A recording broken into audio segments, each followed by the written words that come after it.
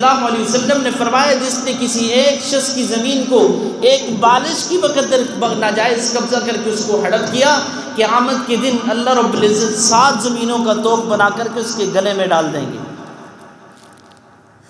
بہنوں کا حق کھا لیا، یہ بھی ظلم ہے۔ کسی کو گالیاں دیں، یہ بھی ظلم ہے۔ کسی کی برائی بیان کی، یہ بھی ظلم ہے۔ یہ ساری ظلم کی وہ صورتیں ہیں جس کے اندر آج یہ معاشرہ مبتلا ہے۔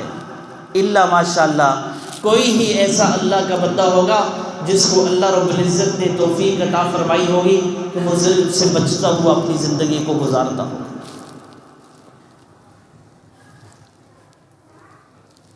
آپ صلی اللہ علیہ وسلم نے فرمایا اتدرون ما المفلس، کہ کیا تم جانتے ہو کہ مفلس کون ہے؟